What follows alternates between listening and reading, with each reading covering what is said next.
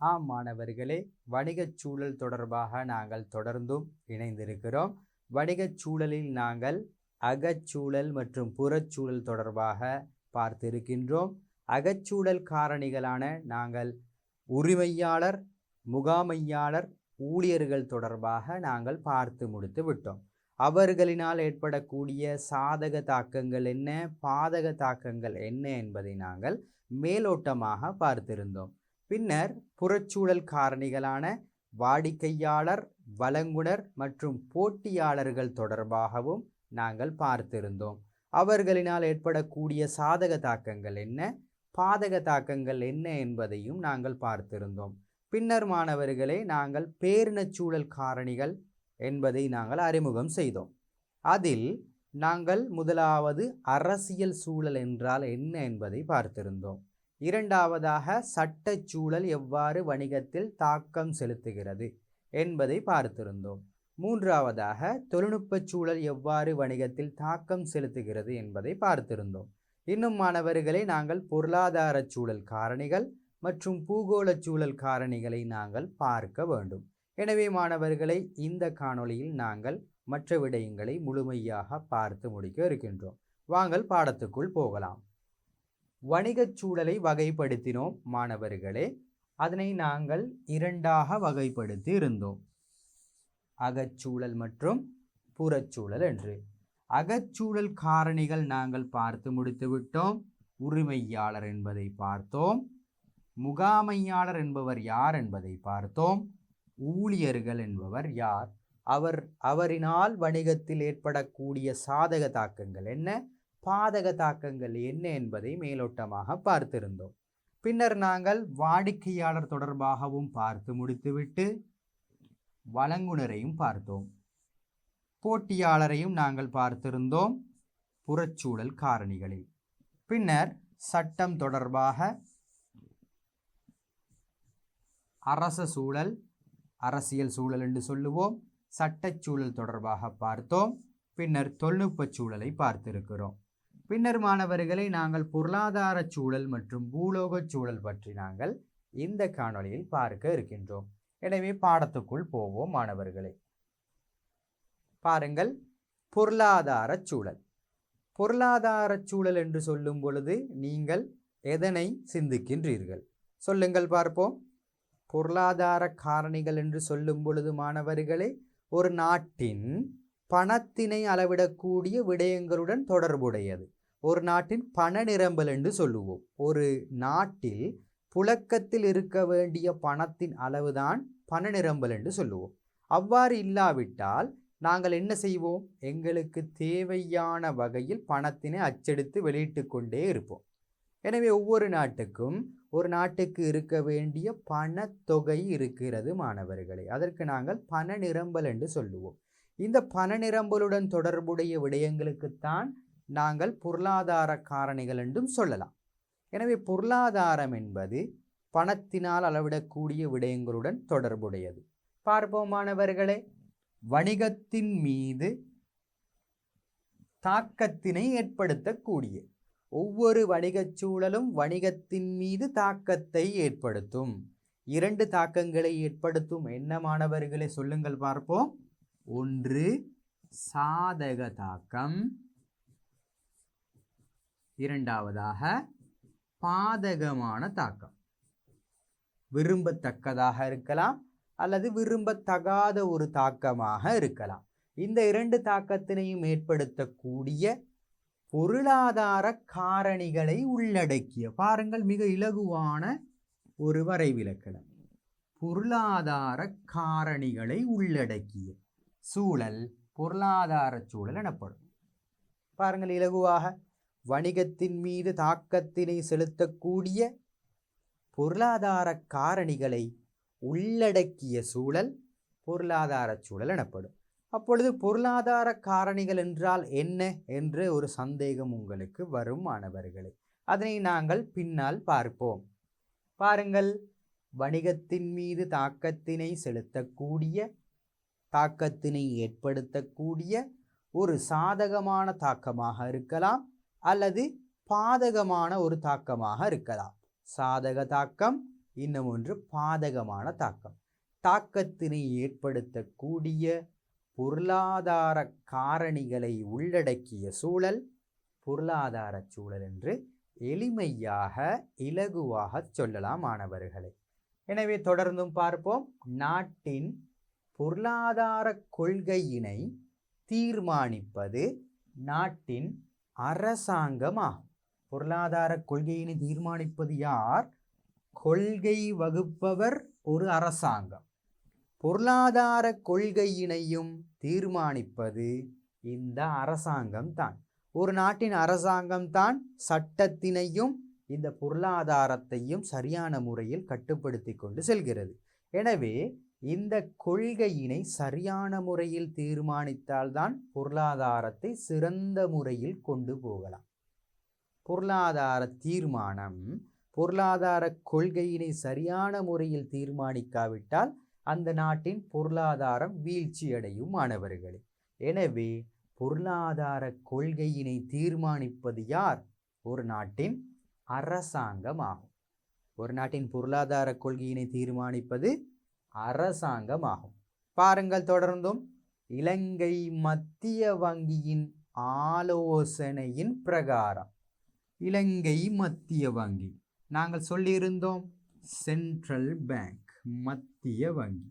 இலங்கை மத்திய வங்கி, இலங்கை மத்திய வங்கியின் ஆலோசனையின் பிரகாரம், இலங்கை மத்திய வங்கியின் ஆலோசனை பிரகாரம் தான் பணத்தினை அச்சடிக்கவும் முடியும். எனவே அவர்களின் ஆலோசனையின் பிரகாரம் இப்பொருளாதார கொள்கை தீர்மானிக்கப்படுகின்றன. எனவே பொருளாதார கொள்கை தீர்மானிப்பது அரசாங்கம். அரசாங்கம் யாருடைய ஆலோசனையின் பிரகாரம் இந்த தீர்மானத்தை எடுக்கிறது? இலங்கையின் மத்திய வங்கியின் ஆலோசனை பிரகாரம். எனவே நன்றாக புரிந்து கொள்ளுங்கள். ஒரு நாட்டின் பொருளாதார கொள்கையினை தீர்மானிப்பது யார்? அரசாங்கம். ஒரு நாட்டின் பொருளாதார கொள்கையினை தீர்மானிப்பதற்கு ஆலோசனையினை வழங்குவது யார்? இலங்கை மத்திய வங்கியாக இருக்கும் மாணவர்களே. எனவே ஒரு நாட்டின் பொருளாதார கொள்கையினை தீர்மானிப்பது அந்த நாட்டின் அரசாங்கம். அதே போன்று இலங்கை மத்திய வங்கியின் ஆலோசனை பிரகாரம் என்ன செய்யும்? பொருளாதார கொள்கையினை இந்த அரசாங்கம் தீர்மானிக்கும். எனவே விளங்கி இருக்கும். ஆலோசனை வழங்கக்கூடிய நபர்தான் இந்த மத்திய வங்கி. மத்திய வங்கி ஒரு பிரதானமான ஒரு நிறுவனம் இந்த பொருளாதாரத்திற்கு. பாருங்கள், பொருளாதார காரணிகள் சிலவற்றை இங்கே பார்ப்போம்.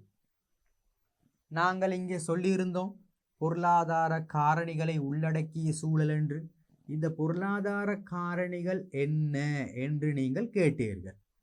எனவே பொருளாதார காரணிகள் என்ன என்ன என்பதை நாங்கள் ஒவ்வொன்றாக பார்க்க இருக்கின்றோம் மாணவர்களே. முதலாவதாக வட்டி வீதம். முதலாவதாக வட்டி வீதம் என்று சொல்லுவோம். வட்டி வீதம் என்று சொல்லும் பொழுது நீங்கள் எங்கெங்கே இதனை கேள்விப்பட்டு இருக்கிறீர்கள்? சொல்லுங்கள் பார்ப்போம்.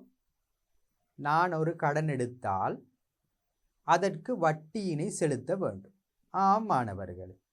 நான் பணத்தினை வங்கியில் போய் வைப்பிலிட்டால் அவர் எனக்கு வட்டி எனும் வருமானத்தை தருவார். அவர் எனக்கு வட்டி எனும் வருமானத்தை தருவார். எனவே வட்டி வீதம் என்று சொல்லும் பொழுது மாணவர்களே நீங்கள் சிந்திக்கக்கூடிய அந்த இரண்டும் தான். எனவே கடன்களுக்கு வட்டி அறவிடப்படும். வட்டி ஒரு செலவாக அமைந்திரும் நிறுவனத்திற்கு. அதே போன்று நான் வைப்புக்களை மேற்கொண்டால் வைப்புக்களுக்கு வட்டி வருமானம் கிடைக்கும். இந்த இரண்டும் தான் மாணவர்களே வட்டி என்று சொல்லுவோம். எனவே இது வட்டி வீதமாகத்தான் அறவிடப்படும். உதாரணமாக நான் 1,00,000 ரூபாய், 1,00,000 ரூபாவினை நான் வைப்பிலிடுகிறேன். 1,00,000 ரூபாவினை வைப்பிலிட்டால் எனக்கு வருடாந்தம் 10% வட்டி கிடைக்கிறது என்று வைத்துக்கொள்வோம். வட்டி 10%. எனவே 10% என்று சொல்லும் பொழுது வருடத்துக்கு எனக்கு வரக்கூடிய வட்டி வருமானம் எவ்வளவு பிள்ளைகளா? சொல்லுங்கள். 1,00,000 ரூபாவிற்கு 10%. சதவீதத்தை நாங்கள் பின்னமாக எழுதினால் 100ன் மேல் 10. பூஜ்ஜியங்களை வெட்டுவோம். 2 பூஜ்ஜியத்தை கீழ் வெட்டினால் மேல் 2 பூஜ்ஜியத்தை வெட்ட வேண்டும். எனவே 10,000 ரூபாய் எங்களுக்கு வட்டி வருமானம் கிடைக்கும். வருடத்துக்கு எங்களுடைய வட்டி வருமானம் எவ்வளவு மாணவர்களே? 10,000 ரூபாய் எங்களுக்கு கிடைக்கும். எனவே இது வைப்புக்கான வட்டி. அதே போன்று நான் கடன் எடுத்தனாக இருந்தால் கடனுக்கு 10% வட்டி செலுத்த வேண்டுமாக இருந்தால் நான் வருடத்துக்கு 10,000 ரூபாய் வட்டி செலுத்த வேண்டும். எனவே கடனை எடுக்கும் பொழுது வட்டி ஒரு செலவாக அமைந்துவிடும். வைப்புகளை நான் மேற்கொண்டால் வட்டி ஒரு வருமானமாக அமைந்துவிடும். மாணவர்களை பார்ப்போம். வங்கியினால் வாடிக்கையாளர் வைப்பிற்காக பாருங்கள். வாடிக்கையாளர் வைப்பிற்காக ஒரு வணிகம் வங்கியில் சென்று தன்னுடைய வைப்பினை மேற்கொள்ளும், வைப்பினை செய்யும். வழங்கப்படுவதும் வைப்பிற்காக வழங்கப்படுவதும் அதுக்கு நாங்கள் சொல்லுவோம் வட்டி வருமானம். வைப்புகளை செய்தால் வட்டி எங்களுக்கு கிடைக்கும். எனவே வட்டி வருமானம் என்று சொல்லுவோம். வங்கியில் கடன் பெற்றமைக்கு கடன் ஒன்றை எடுத்திருக்கிறோம். கடன் பெற்றமைக்கு வாடிக்கையாளரிடம் அறவிடப்படும். வாடிக்கையாளர் என்று சொல்லும் பொழுது நாம் வணிகம். எனவே வணிகத்திடமிருந்து அறவிடப்படும் வட்டி, அதுக்கு நாங்கள் சொல்லுவோம் வட்டி செலவீனம். இந்த இரண்டும் தான் வட்டி வீதமாகும். எனவே வட்டி வீதத்தை நாங்கள் இரண்டாக சொல்லலாம். இங்கு வாடிக்கையாளர் என்று சொல்லப்படுவது ஒரு வணிகம். நாங்கள் வணிகத்தை பற்றி அல்லவா கற்கின்றோம். நான் ஒரு வணிகம், நான் ஒரு வாடிக்கையாளர். யாருக்கு நான் வாடிக்கையாளர்? வங்கிக்கு நடைமுறை கணக்கை அல்லது சேமிப்பு கணக்கை உருவாக்கிய ஒரு வாடிக்கையாளர். எனவே வங்கியினால் வாடிக்கையாளர் வைப்பிற்காக வழங்கப்படும் வட்டியும் வங்கியிலிருந்து வாடிக்கையாளர் பெற்றுக்கொண்ட கடனுக்கு அறவிடப்படும் வட்டியும் வட்டி வீதமாகும். இது சதவீதமாகத்தான் என்ன செய்யப்படும் மாணவர்களே? அறவிடப்படும் அல்லது எங்களுக்கு தருவார்கள். இப்பொழுது சொல்லுங்கள் பார்ப்போம். வட்டி வருமானமாக பெற வேண்டுமாக இருந்தால் நான் என்ன செய்ய வேண்டும்? வங்கியில் வைப்புகளை மேற்கொள்ள வேண்டும். அதே போன்று வட்டியினை செலவாக நான் செலுத்த வேண்டுமாக இருந்தால் நான் எதனை பெற்றிருப்பேன்? வங்கியிலிருந்து கடன்களை பெற்றிருப்பேன். எனவே விளங்கி இருக்கும் மாணவர்களே, வட்டி வீதம் எனப்படுவது வங்கியினால் வாடிக்கையாளர் வைப்பிற்காக வழங்கப்படும் வட்டியும் அதேபோன்று வங்கியில் கடன் பெற்றமைக்காக வாடிக்கையாளரிடமிருந்து அறவிடப்படும் வட்டியும் வட்டி வீதமாகும். எனவே அடுத்த விடயத்துக்கு செல்வோம். நாங்கள் பொருளாதார காரணிகளில் முதலாவது பொருளாதார காரணியை நாங்கள் பார்த்து விட்டோம். இங்கு நாங்கள் பொருளாதார சூழல் என்று படிக்கும் போது வணிகத்தின் மீது தாக்கத்தை ஏற்படுத்தக்கூடிய பொருளாதார காரணிகளை உள்ளடக்கிய சூழல் என்று படித்தோம். எனவே பொருளாதார காரணிகள் என்றால் என்ன என்று எங்களுக்கு தெரிந்திருக்க வேண்டும். முதலாவது வட்டி வீதம் நாங்கள் படித்து விட்டோம். அடுத்த விடயத்துக்கு செல்வோம். அடுத்து இரண்டாவது விடயம் மாணவர்களே, பணவீக்கம். முன்னர் காணொளியில் நான் பணவீக்கத்தை பற்றி உங்களுக்கு சொல்லியிருந்தேன். பணவீக்கம் என்றால் என்னையாக இருக்கும் மாணவர்களை சொல்லுங்கள் பார்ப்போம். ஒரு நாட்டின் விலை, ஒரு பொருளின் விலை தொடர்ச்சியாக அதிகரித்தால் அதுக்கு நாங்கள் சொல்லுவோம் பணவீக்கம். ஒரு நாட்டின் ஒரு பொருளின் விலை தொடர்ச்சியாக குறைவடைந்தால் அதற்கு சொல்லுவோம் பணச்சுருக்கம். வீக்கம், சுருக்கம். பணம் வீக்கம் என்றால் பொது விலை மட்டம் என்று நாங்கள் சொல்ல வேண்டும் மாணவர்களே. அதாவது ஒரு பொருளை மட்டும் இங்கே பார்ப்பது கிடையாது. நாட்டில் காணப்படுகின்ற ஒட்டுமொத்த பொருட்களின் பெறுமதி, சாதாரண பெறுமதி. அந்த பொது விலை மட்டம் தொடர்ச்சியாக அதிகரித்தால் அதுக்கு நாங்கள் சொல்லுவோம் பண வீக்கம் என்று சொல்லுவோம். ஒரு நாட்டின் பொது விலை மட்டம் தொடர்ச்சியாக குறைவடைந்து கொண்டு சென்றால் அதற்கு நாங்கள் சொல்லுவோம் பணச்சுருக்கம். எனவே விளங்கி இருக்கும் மாணவர்களே, இதனை நாங்கள் பொருட்கள் சேவைகளின் பொது விலை மட்டம், நன்றாக நினைவு வைத்துக் கொள்ளுங்கள். பொது விலை மட்டம், பொது விலை மட்டம் தொடர்ச்சியாக அதிகரித்து செல்லல் பணவீக்கம் எனப்படும். இங்கே நாங்கள் படிக்கிறது பணவீக்கம், பணச்சுருக்கத்தை பற்றி நாங்கள் படிப்பது இல்லை. பணவீக்கம் என்றால் என்ன? நாட்டின் பொது விலை மட்டம் அல்லது பொருட்கள் சேவைகளின் பொது விலை மட்டம் தொடர்ச்சியாக அதிகரித்து செல்லுதல் பண வீக்கம் எனப்படும்.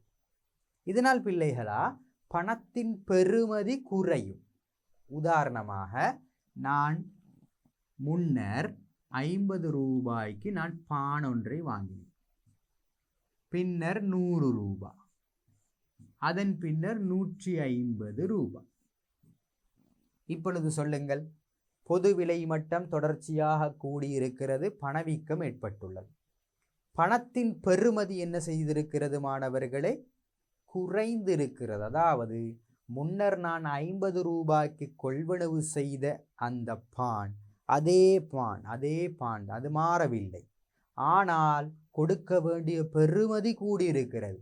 எனவே என்னுடைய பணத்தின் 50 ரூபாவின் பெறுமதி குறைந்திருக்கிறது. 100 ரூபாவின் பெறுமதி போதாது. இந்த 50 ரூபாவில் 3 சேர்த்துதான் நான் ஒரு பானை இன்று வாங்க வேண்டும் என்று உதாரணம் எடுப்போம். எனவே பணத்தின் பெறுமதி குறைந்திருக்கிறது. பணத்தின் பெறுமதி என்ன செய்யும்? குறையும். பொது விலை மட்டம் கூடும் அல்லவா? பொது விலை மட்டம் கூடுகிறது, பணத்தின் பெறுமதி, பணப்பெறுமதி என்று சொல்லுவோம், பணப்பெறுமதி குறைந்திருக்கிறது. இவ்வாறு அமைந்தால் அதற்கு நாங்கள் சொல்லுவோம் பணவீக்கம் என்று. எனவே பொருட்கள் சேவைகளின் பொது விலை மட்டம் தொடர்ச்சியாக அதிகரித்தால் பணவீக்கம், அல்லது ஒரு நாட்டின் பண அலகு பணப்பெறுமதி தொடர்ச்சியாக குறைவடைந்தால் அதுக்கு நாங்கள் சொல்லுவோம் பணவீக்கம் என்று. எனவே அடுத்த விடயத்துக்கு செல்வோம். வருமான பரம்பல். வருமான பரம்பல் என்றால் என்ன மாணவர்களே? வருமானம் பரம்பல். வருமானம் என்ன செய்கிறது? பரம்பல். வருமானம் ஒன்று இருக்கிறது, அதனை நாங்கள் பரம்பல் செய்ய வேண்டும். அப்படி என்றால் என்ன? அதாவது ஒரு நாட்டில் செல்வந்தரும் இருப்பார், எளியவரும் இருப்பார். எனவே இவர்களுக்கு இடையில் ஒரு பரஸ்பர சமனை பேண வேண்டும். அதற்காக அரசாங்கம் என்ன செய்யும் மாணவர்களே? ஒரு நாட்டில் கிடைக்கக்கூடிய வருமானத்தை, அதாவது செல்வந்தர்கள் அதிகமாக உழைக்கின்றார்கள், எளியவர்கள் எப்பொழுதுமே எளியவர்களாகவே இருக்கின்றார்கள் என்பதனால் இந்த வருமானத்தை உழைக்கக்கூடியவர்களிடமிருந்து அரசாங்கம் வரியினை அறவிட்டு அவர்களுடைய வருமானத்தை என்ன செய்யும்? கட்டுப்படுத்த பார்க்கும். அந்த வருமானத்தை எளியவர்களுக்கும் அல்லது தேவையானவர்களுக்கும் உட்கட்டமைப்பு வசதி, மானியங்கள், நன்கொடைகளை வழங்கும். எனவே ஒரு நாட்டின் வருமானம் அனைவருக்கும் சமமாக பகிர வேண்டும் என்பதுதான் இந்த வருமான பரம்பல் என்று சொல்வது. பார்ப்போம். நாடொன்றின் தேசிய வருமானம் அந்நாட்டின் மக்களுக்கிடையே பகிர்ந்தளிக்கப்பட்ட முறையே வருமான பரம்பல் ஆகும். எனவே இதுக்கு நாங்கள் தேசிய வருமானம் என்று சொல்லுவோம். என்ன சொல்லுவோம் மாணவர்களே? தேசிய வருமானம். நாடொன்றின் தேசிய வருமானம் அந்நாட்டு மக்களுக்கிடையே, ஒரு நாட்டின் மக்கள் தொகை எவ்வளவு இருக்கின்றதோ அந்த மக்களுக்கிடையே பகிர்ந்தளிக்கப்பட்ட முறையே வருமான பரம்பல் ஆகும். எனவே ஒரு நாட்டின் வருமானம் உழைக்கப்பட்ட தொகை ஒன்று இருக்கிறது. அந்த தொகை ஒவ்வொரு நபரும், ஒவ்வொரு செல்வந்தர்கள் அதிகமாக வைத்திருப்பார்கள், எளியவர்கள் குறைவாக வருமானம் பெற்றிருப்பார்கள். எனவே அந்த வருமானங்கள் அனைத்தும் தேசிய வருமானம் என்று சொல்லுவோம். அந்த வருமானம் ஒவ்வொரு மக்களுக்கும் எவ்வாறு பகிர்ந்தளிக்கப்பட்டிருக்கிறது என்ற முறைக்கு நாங்கள் சொல்லுவோம் வருமான பரம்பல். இது ஒரு பொருளாதார காரணி மாணவர்களே. பாருங்கள், பணத்தினால் அளவிடக்கூடிய விடயம் எனவே பொருளாதார காரணியில் மூன்றாவது வருமான பரம்பல். சொல்லுங்கள் பார்ப்போம், வருமான பரம்பல் என்றால் என்ன? நாடொன்றின் தேசிய வருமானம் அந்த நாட்டின் மக்களுக்கு இடையே பகிர்ந்தளிக்கப்பட்ட முறையே வருமான பரம்பல் என்று சொல்லுவோம். நன்றாக விளங்கியிருக்கும் உங்களுக்கு. அடுத்த விடயம் நிறை தொழில் மட்டம். பொதுவாக மாணவர்களே, நிறை தொழில் மட்டம் என்று சொல்லும் பொழுது நாங்கள் நிறை தொழில் மட்டம் என்று சொல்வது ஒரு நாட்டில் காணப்படுகின்ற வளங்கள். ஒரு நாட்டில் பலவிதமான வளங்கள் இருக்கிறது. மனிதனும் ஒரு வளம்தான். பௌதீக வளம், நிதி வளம், தகவல் வளம். இந்த வளங்கள் அல்லது மூலப்பொருட்கள், கிடைக்கக்கூடிய இயற்கை வளங்கள் அனைத்தும் எவ்வளவு முடியுமோ அவ்வளவு நாங்கள் உச்ச அளவில் பயன்படுத்தி கொள்ள வேண்டும். எவ்வளவு முடியுமோ அவ்வளவு நாங்கள் உச்ச அளவில் பயன்படுத்தி கொள்ள வேண்டும். எனவே உதாரணமாக நாங்கள் மனித வளத்தை எடுப்போம். ஒரு நாட்டில் மனித வளம் என்ன செய்யக்கூடாது? சும்மா வீட்டில் இருக்கக்கூடாது. அந்த வளத்துக்கு நாங்கள் என்ன செய்யணும்? வேலை வாய்ப்பினை வழங்கி அந்த நாட்டில் வேலை இல்லாதவர்கள் இருக்கக்கூடாது. வேலையில் இல்லாதவர்கள் இருக்கக்கூடாது. அனைவரும் தொழில் வாய்ப்பை பெற்றிருக்க வேண்டும். தொழிலில் இருக்க வேண்டும். தொழிலில் ஈடுபட வேண்டும். அவ்வாறு ஈடுபட்டால்தான் பொருளாதாரத்தை நாங்கள் முன்னேற்றலாம் அல்லவா? எனவே அந்த நாட்டின் மனித வளம் முற்றாக பயன்படுத்தப்பட்டிருந்தால் அதற்கு நாங்கள் சொல்லுவோம் நிறை தொழில் மட்டம். இது மாணவர்களே சாதாரணமாக இந்த மனித வளம் மட்டும் கிடையாது.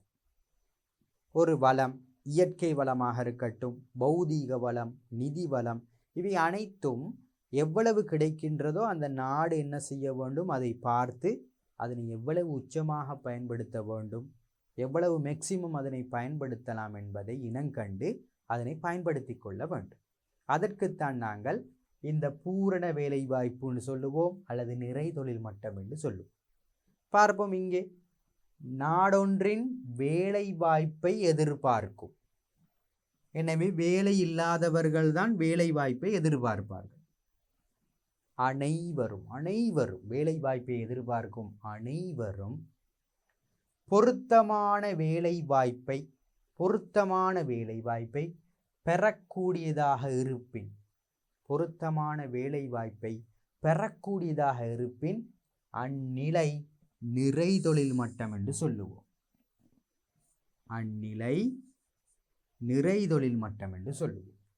அந்நிலைக்கு என்ன சொல்லுவோம் மாணவர்களே? நிறை தொழில் மட்டம். எனவே இங்கு குறிப்பிடப்படுவது வேலை வாய்ப்பு இல்லாமல் இருக்கும் மனித வளத்தை பற்றி.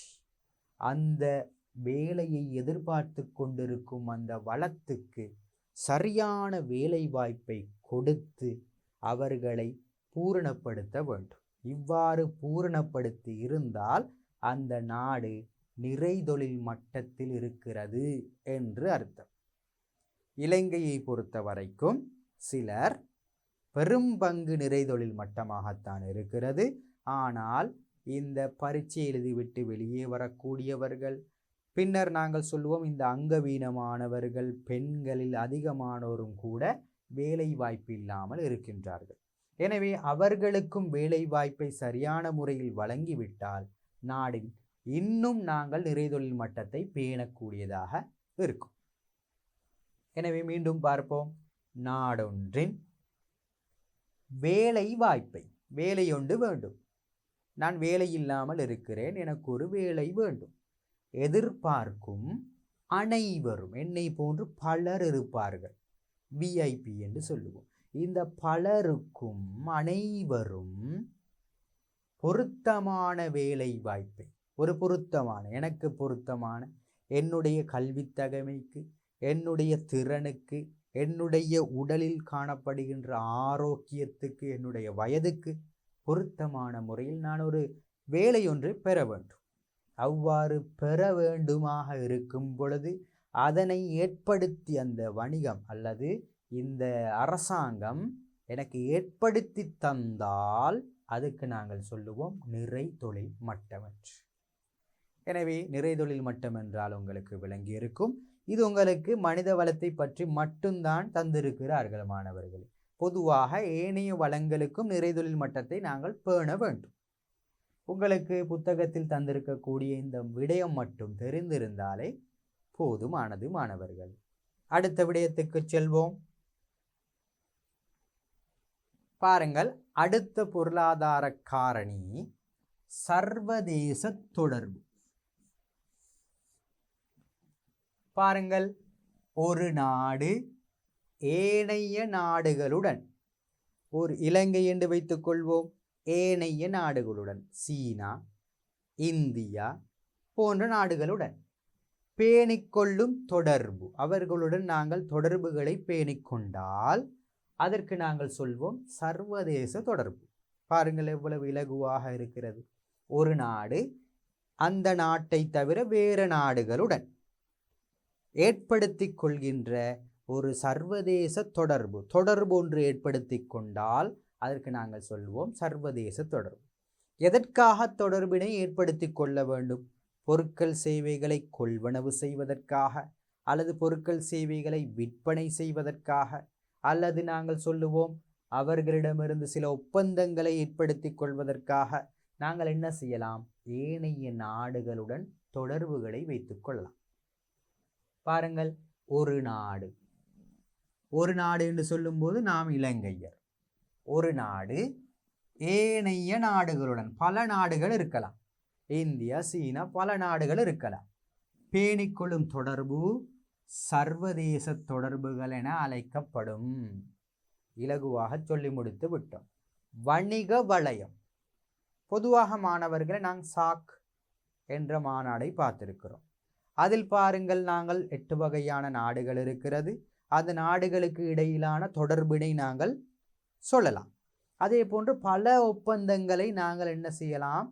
இந்த வணிகத்தின் சர்வதேச தொடர்புக்கு நாங்கள் சொல்லலாம் மாணவர்கள். அடுத்ததாக பாருங்கள், வணிக ஒப்பந்தங்கள்.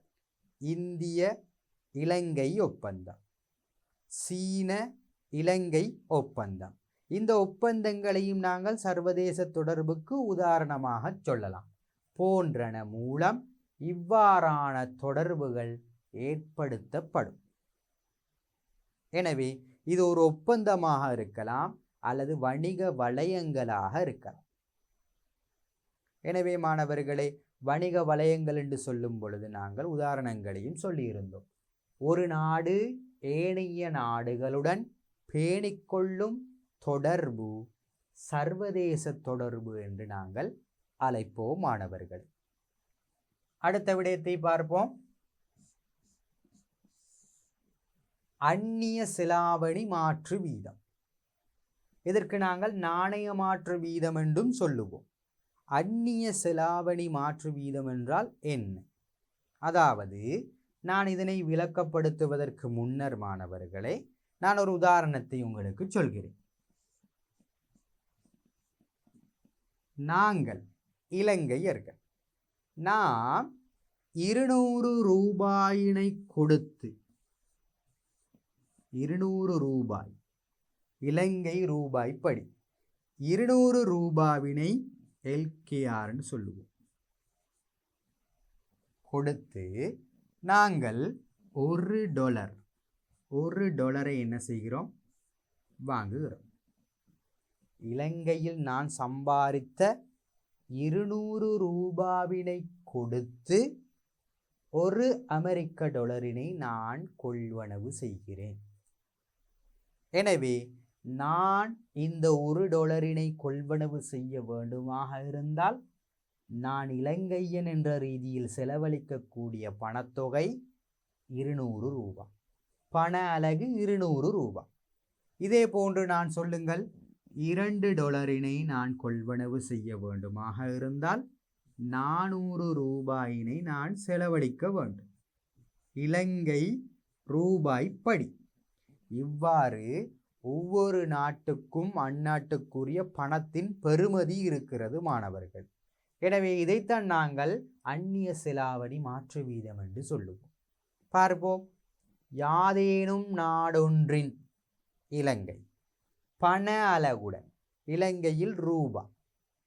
மற்றொரு நாட்டின் பண அலகினை, அமெரிக்கா என்ற நாடு பண அலகு $. பண அலகினை பரிமாற்றம் செய்யும் விகிதத்தை இது குறிக்கும். எனவே இலங்கை என்ற நாடு அமெரிக்கா என்ற நாட்டின் பணத்துடன் தன்னுடைய பணத்தை பரிமாற்றிக் கொள்ள வேண்டுமாக இருந்தால் பாருங்கள், 200 ரூபாவை கொடுக்க வேண்டும் $1 பெற்றுக்கொள்வதற்காக. எனவே 200க்கு 1 அல்லது 200 ஒன்றிற்கு என்று நாங்கள் விகிதமாக சொல்லலாம். அதற்குத்தான் நாங்கள் சொல்லுவோம் நாணய மாற்று விகிதம் அல்லது அந்நிய செலாவணி மாற்று வீதம் என்று சொல்லுவோம். மீண்டும் ஒரு முறை சொல்லுவோம் பாருங்கள். யாதேனும் நாடொன்று தனது பண அலகுடன் மற்றொரு நாட்டின் பண அலகினை பரிமாற்றம் செய்யும் விகிதத்தை இது குறிக்கும். பரிமாற்றம் செய்யும் விகிதத்தை இது குறிக்கும். எனவே அதற்கு நாங்கள் சொல்லுவோம் அந்நிய செலாவணி மாற்று வீதம் அல்லது நாணய மாற்று வீதம் என்று சொல்லுவோம்.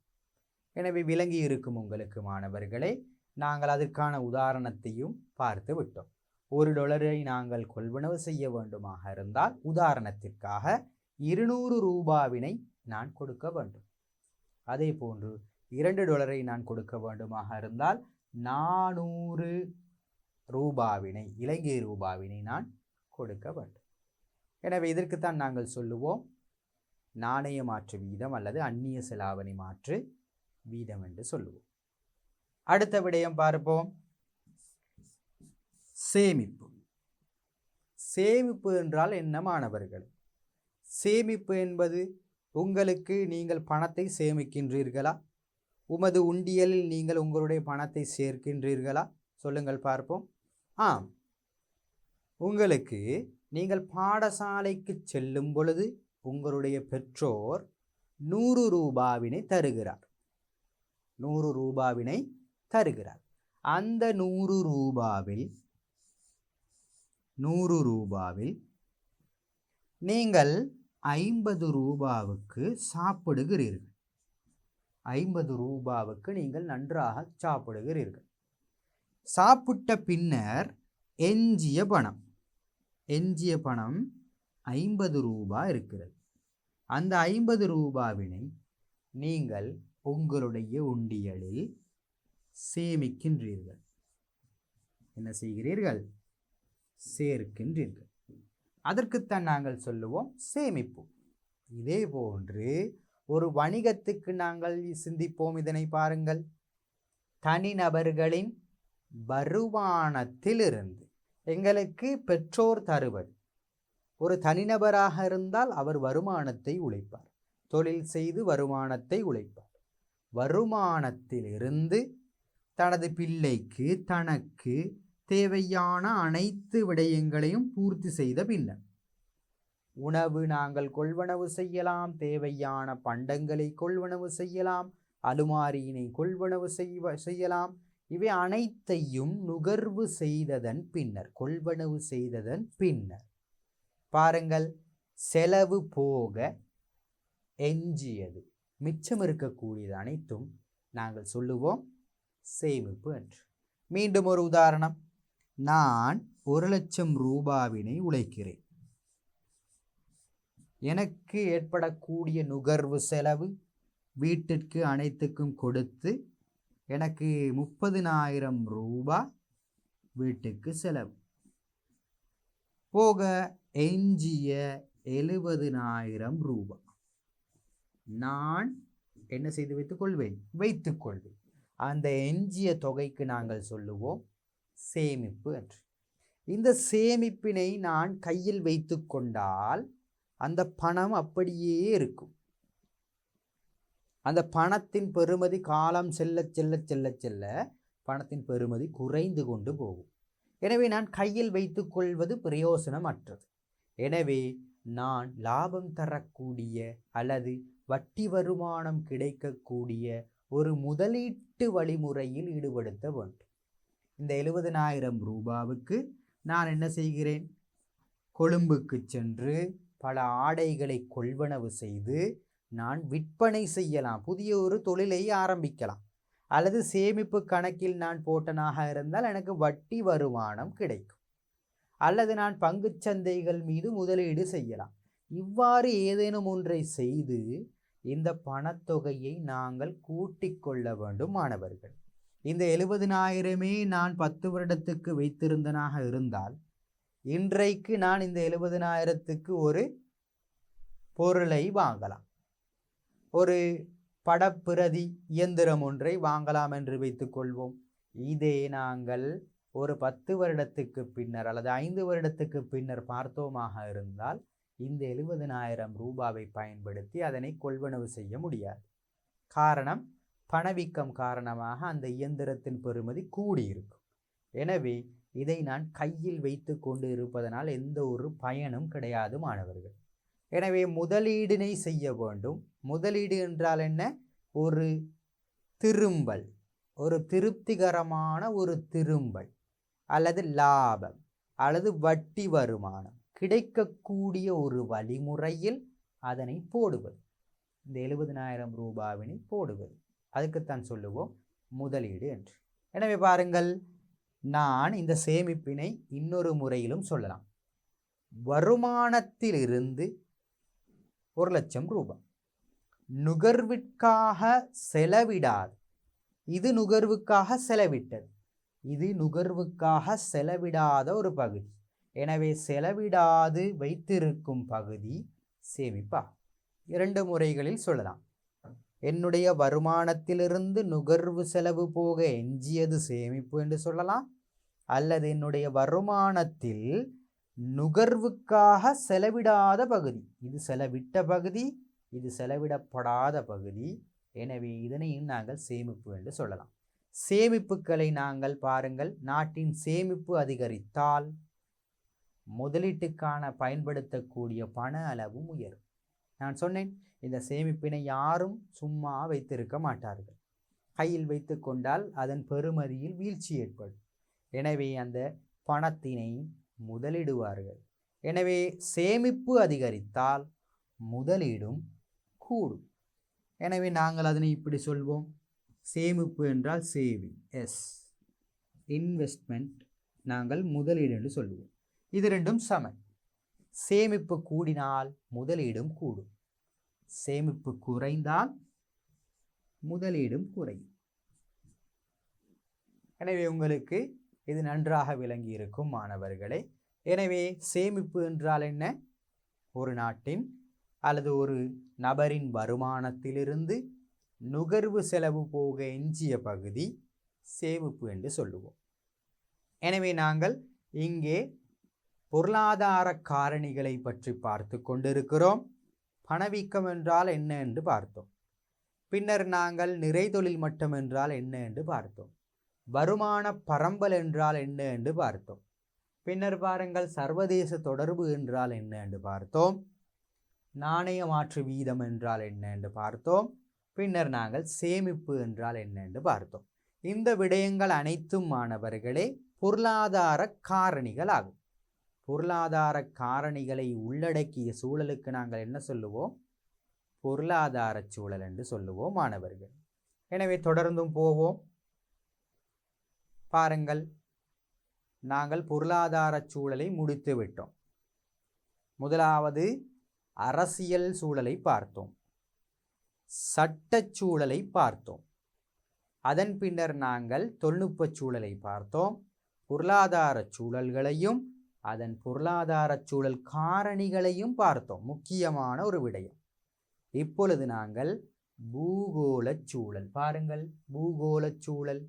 இந்த பூகோள சூழலை பற்றி நாங்கள் இங்கே பார்க்க இருக்கின்றோம். குளோபல் என்று சொல்லுவோம், ஜி. சாதாரணமாக மாணவர்களை நாங்கள் உலகமயமாக்கல் என்றால் என்னென்று படித்திருக்கிறோம். பூகோளமயமாக்கல் என்றால் என்னென்று பார்த்தோம்.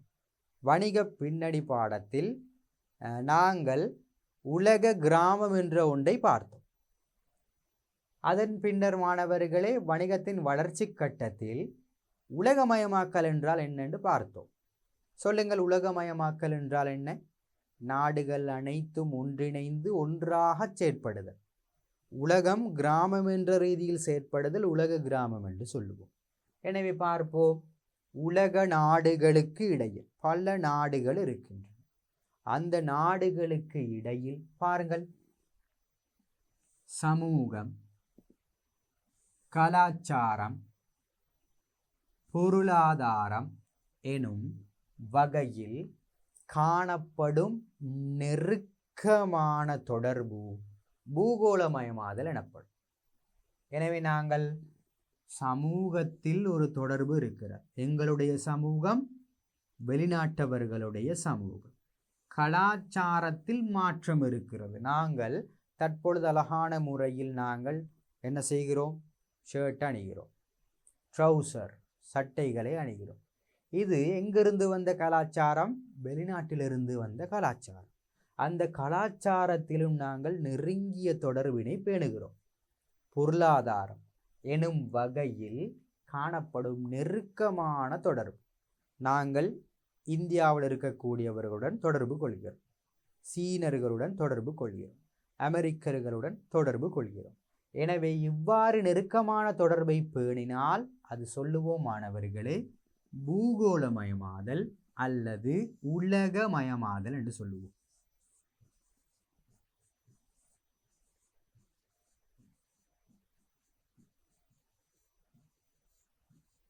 உலகமயமாதல். எனவே பார்ப்போம், பூகோளமயமாதலினால் நாட்டின் அரசியல் எல்லைகள், அரசியல் எல்லை மற்றும் ஏனைய தொடர்புகளுக்கு மட்டுமின்றி உலக நாடுகளுக்கு இடையில் வணிக நடவடிக்கைகளை சுதந்திரமாக மேற்கொள்ள முடிகிறது. என்ன செய்ய முடிகிறது? சுதந்திரமாக மேற்கொள்ள முடிகிறது மாணவர்களே. எனவே பாருங்கள், இதற்கான காரணம் யார்? உலகமயமாதல்.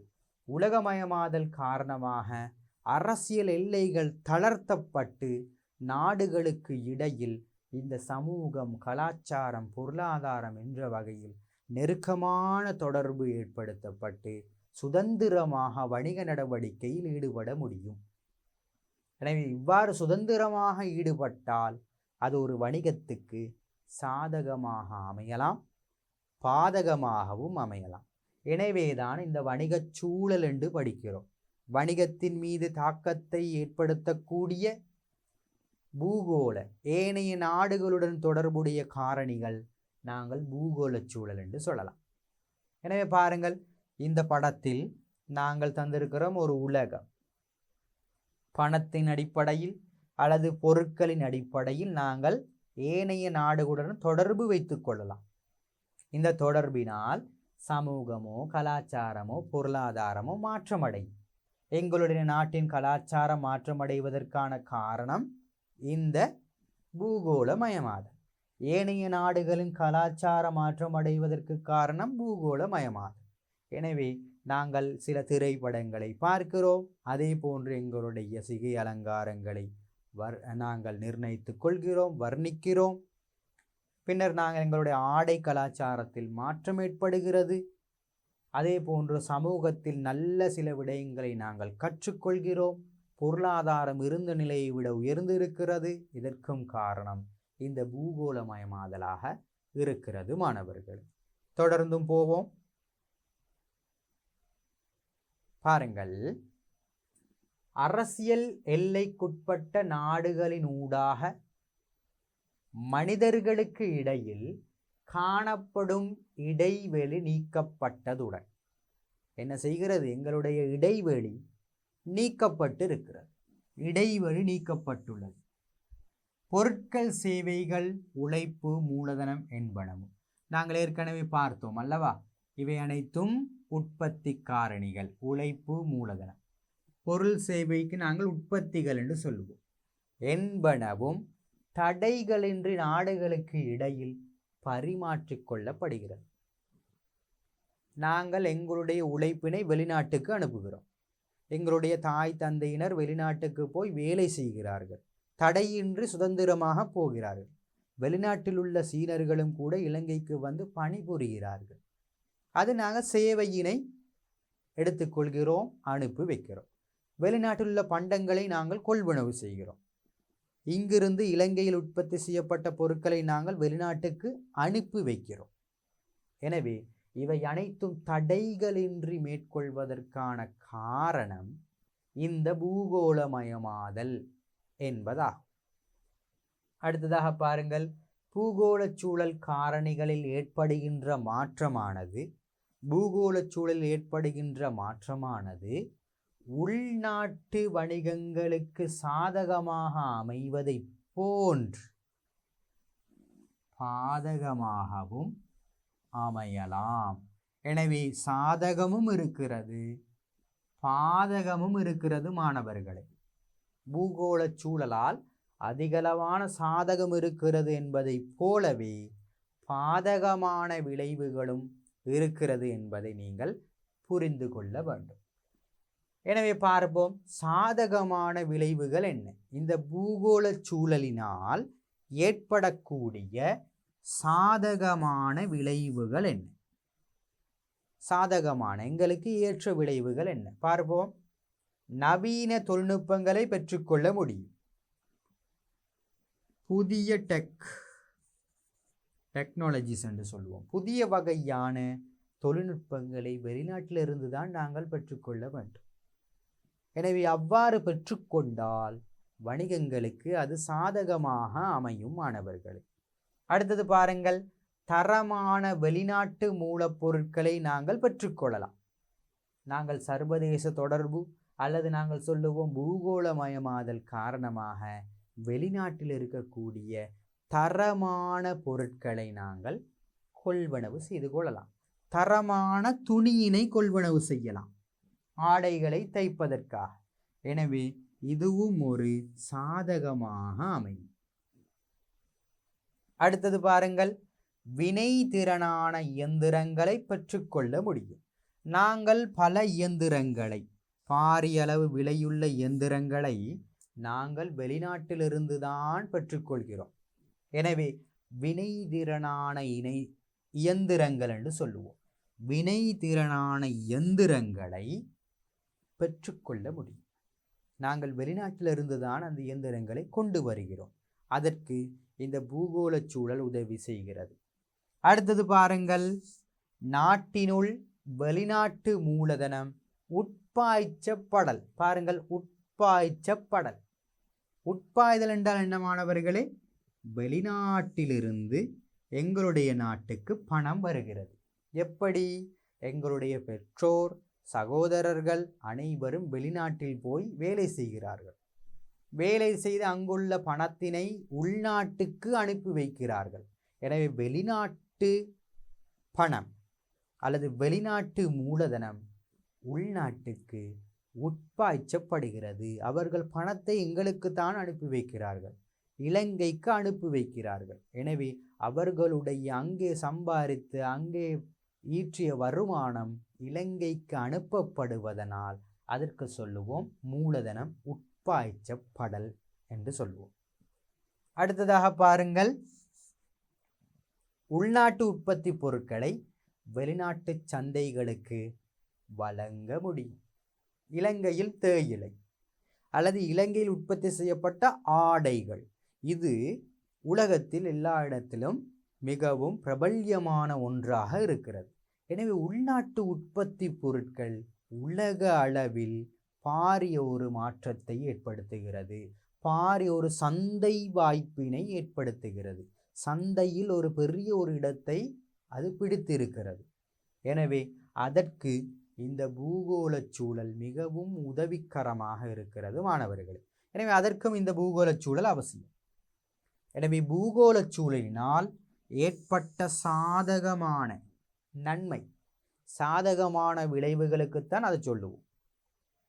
எனவே சொல்லுங்கள் பார்ப்போம். நவீன தொழில்நுட்பங்களை பெற்றுக்கொள்ளுதல் சாதகம், தரமான வெளிநாட்டு மூலப்பொருட்களை பெற்றுக்கொள்ள முடிதல் சாதகம், வினைத்திறனான இயந்திரங்களை பெற்றுக்கொள்ள முடிதல் சாதகம், வெளிநாட்டு மூலதனம் உட்பாய்ச்சப்படுதல் சாதகம், அதே போன்று உள்நாட்டு உற்பத்தி பொருட்களை வெளிநாட்டு சந்தைகளுக்கு வழங்க முடிதல் என்பதும் சாதகமாக அமையும்.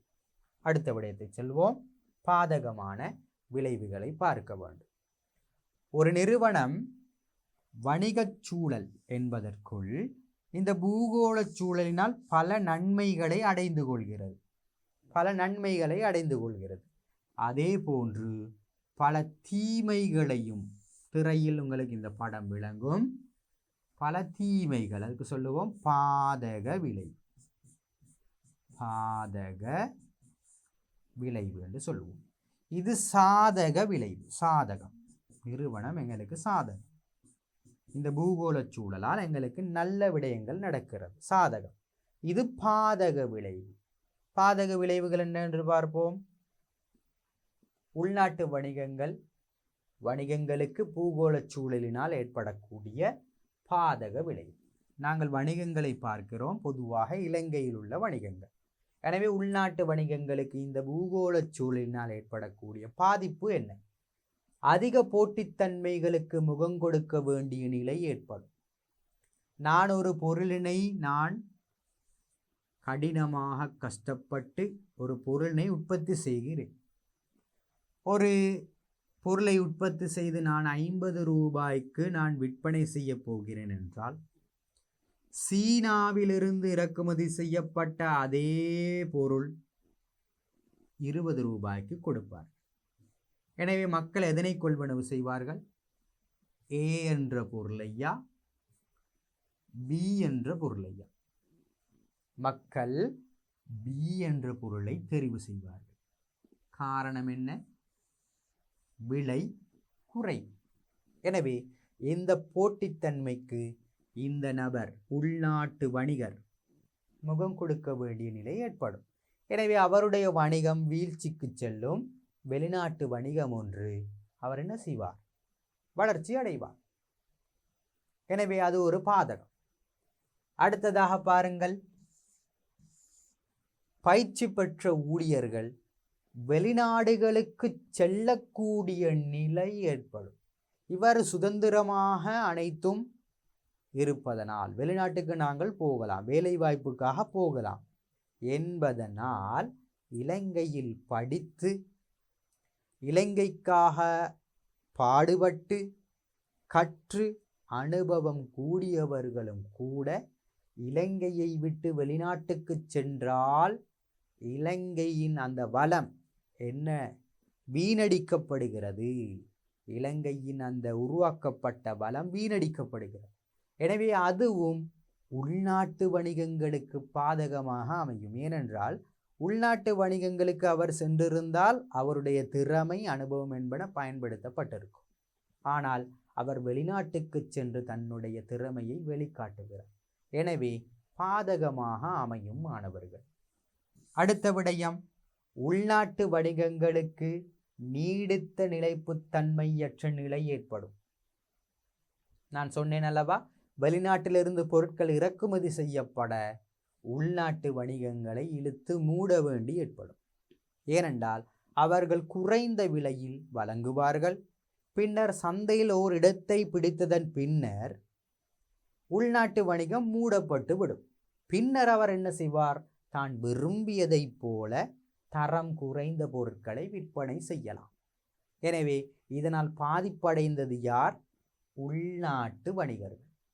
உள்நாட்டு வணிகர்கள் பாதிப்புக்கு இட்டு செல்லும்.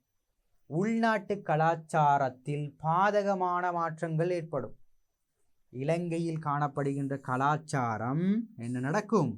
பாரிய ஒரு மாற்றத்துக்கு உள்ளாகும். எனவே நாங்கள் அதற்கு உதாரணமாக ஆடைகளை சொல்லலாம். கலாச்சார ஆடையினை அணிவது மிக மிக குறைவு. ஆனால் நாங்கள் வெளிநாட்டிலிருந்து கற்றுக்கொண்ட ஆடைகளை அணிகிறோம். அவர்களுடைய வணிகங்கள் முன்னேறி கொண்டு செல்ல இலங்கை கலாச்சாரத்துக்கான பின்பற்றிய வணிகங்கள் என்ன நடக்கும்? வீழ்ச்சி பாதையில் செல்லும். எனவே இவை அனைத்தும் பாதகமான விளைவுகள் என்று நாங்கள் சொல்லலாம் மாணவர்களே.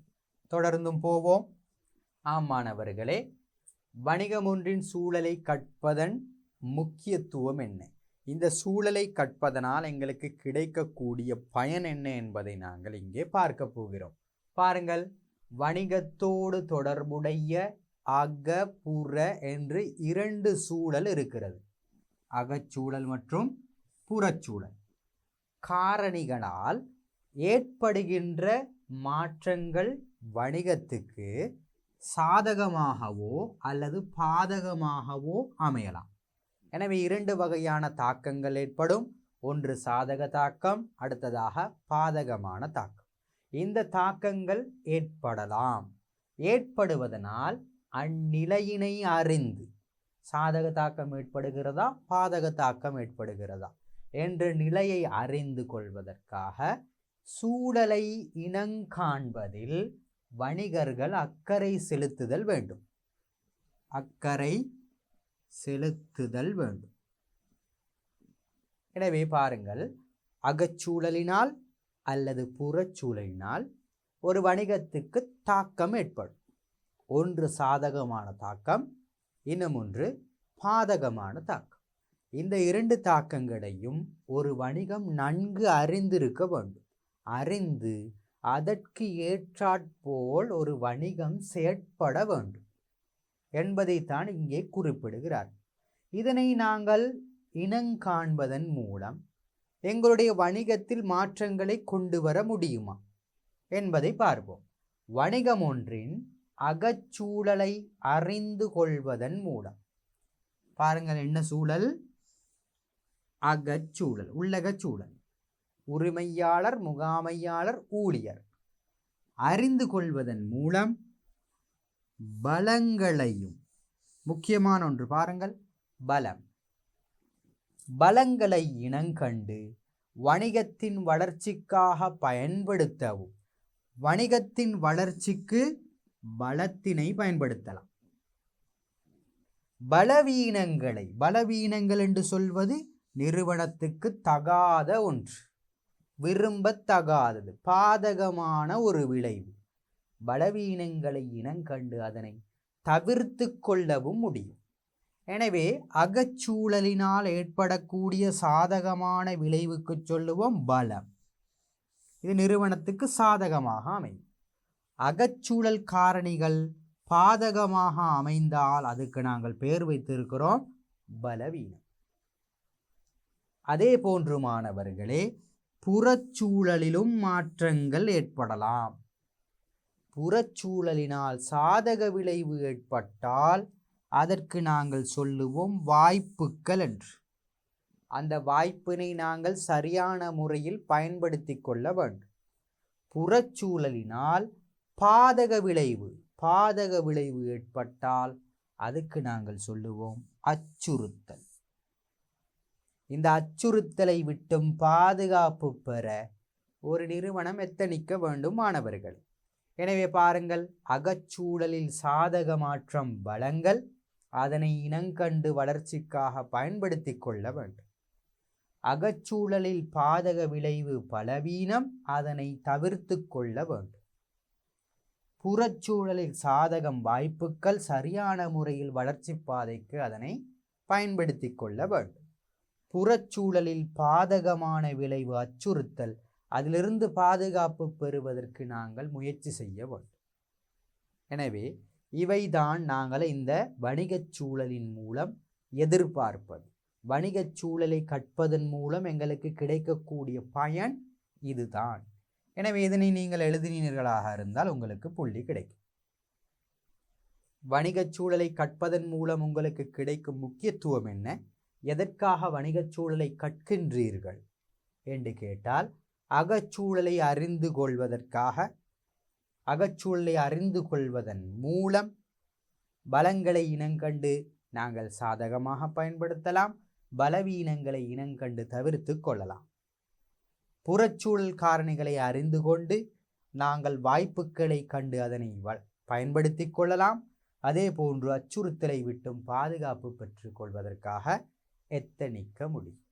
இந்த விடயங்களை நாங்கள் இந்த வணிகச் சூழலை கற்பதன் மூலம் பெற்றுக்கொள்வோம் மாணவர்கள்.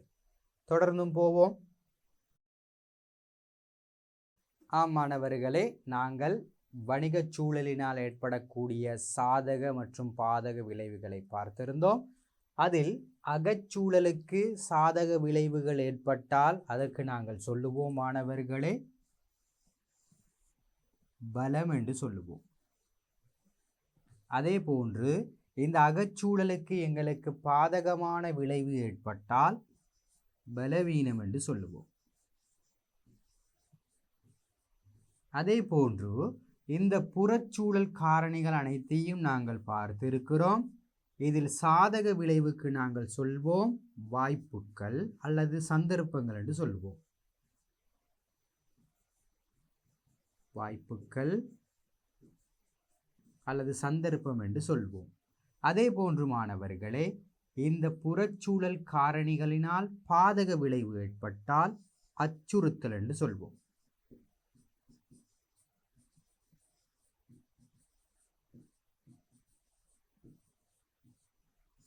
சொல்லுங்கள் பார்ப்போம் மாணவர்களே. இதை நாங்கள் பாடத்தை ஆரம்பிக்கும் பொழுது ஆரம்ப படத்திலேயே இதனை நாங்கள் பார்த்திருந்தோம். பலம், பலவீனம், வாய்ப்புகள் மற்றும் அச்சுறுத்தல் என்று நாங்கள் இதனை பார்த்திருக்கிறோம். தொடர்ந்தும் போவோம் மாணவர்களே. பாருங்கள், மிக முக்கியமான ஒரு விடயம் ஸ்வொட் பகுப்பாய்வு என்று சொல்வோம். என்ன பகுப்பாய்வு மாணவர்களே? ஸ்வொட் பகுப்பாய்வு. இந்த ஸ்வொட் பகுப்பாய்வினை ஒரு வணிகம் வணிகச் சூழலை கற்பதனால் அறிந்திருக்கும், முக்கியத்துவம் வாய்ந்ததாக இருக்கும்.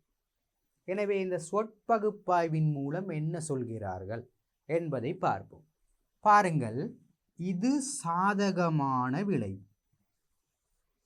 சாதகம், நிறுவனத்துக்கு உகந்தது. அதே போன்று பாருங்கள், இது பாதகமான விளைவு. எனவே சாதகமான விளைவில் ஒன்று பலம், இன்னும் ஒன்று வாய்ப்புகள் என்று சொல்வோம். பாதகமான விளைவுகள் 2, ஒன்று பலவீனம், அடுத்தது அச்சுறுத்தல். இப்பொழுது நாங்கள் இன்னும் இதனை பிரிக்கலாம்.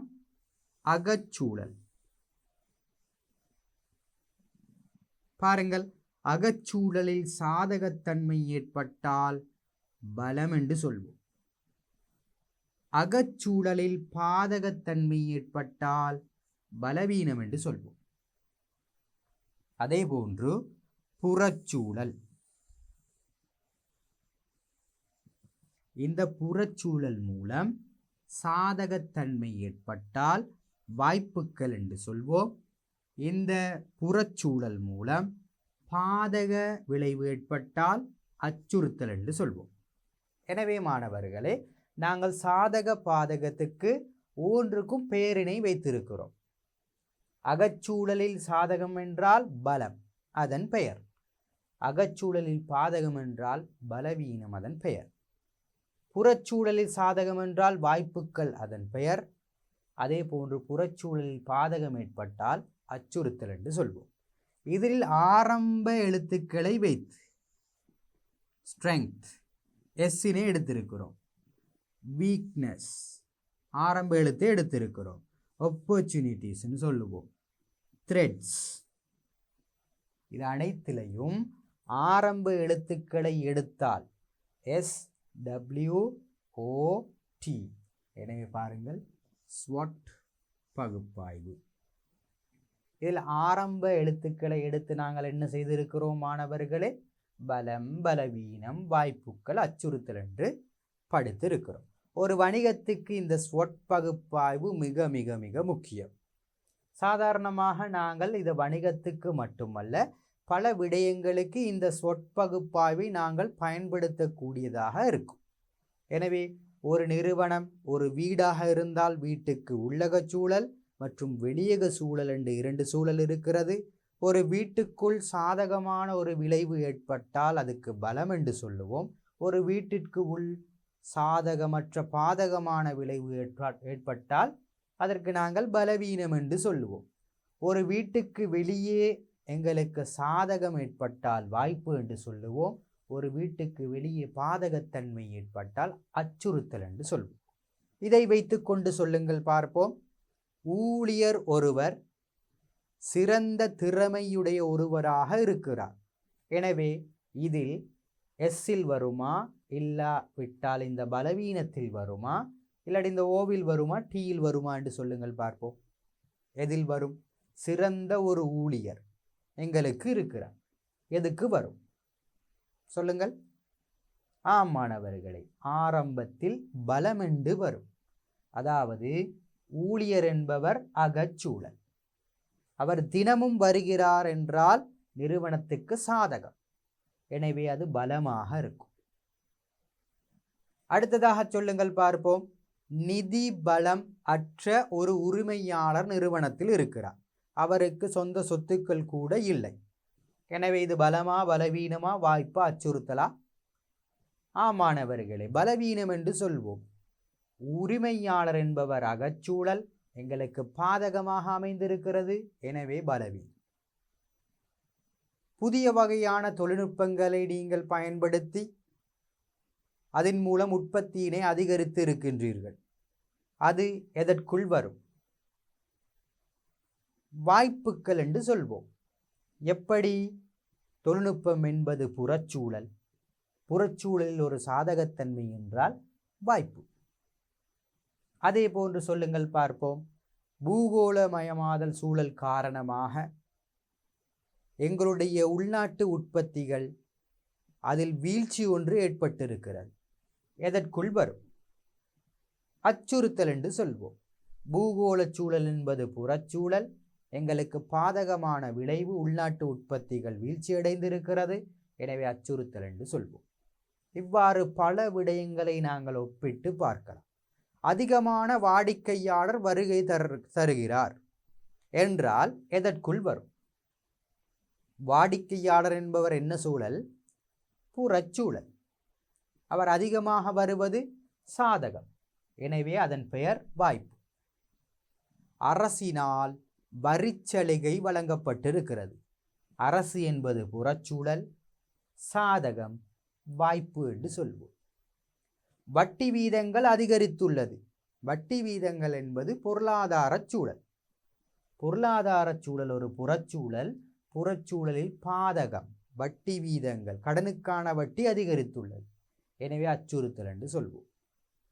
அதே போன்று மாணவர்களே, நாங்கள் சொல்லலாம் பணவீக்கம் அதிகமாக ஏற்பட்டிருக்கிறது. அச்சுறுத்தல். காரணம் என்ன? பொருளாதார சூழல்.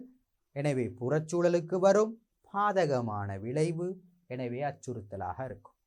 இவ்வாறு தான் மாணவர்களை நாங்கள் படிக்க வேண்டும். எங்களுடைய உயர்தரத்தில் இதனை நாங்கள் SWOC என்று நாங்கள் படிக்கிறோம். காரணம் என்னவென்றால் புதிய பாடத்திட்டத்துக்கு இணங்க இந்த T ஆனது C என்று மாற்றப்பட்டிருக்கு. காரணம் சேலஞ்சர்ஸ் என்று நாங்கள் இப்பொழுது அதனை சொல்கிறோம். எங்களுக்கு இது தேவைப்படாது. நாங்கள் உயர்தர மாணவர்களுக்காக இதனை நான் இங்கே சொன்னேன். இதனை நாங்கள் சொல்லலாம் ஸ்வொட் பகுப்பாய்வு. ஸ்வொட் பகுப்பாய்வை மேற்கொள்வதன் மூலம் ஒரு நிறுவனத்தின் சாதக பாதக தாக்கத்தினை அறிந்து கொள்ளலாம். அகச்சூழலில் சாதக தாக்கம் பலத்தினை கண்டு அதனை பயன்படுத்தவும், அகச்சூழலில் பாதகத்தன்மை பலவீனத்தை கண்டு அதனை தவிர்த்து கொள்ளவும் முடியும்.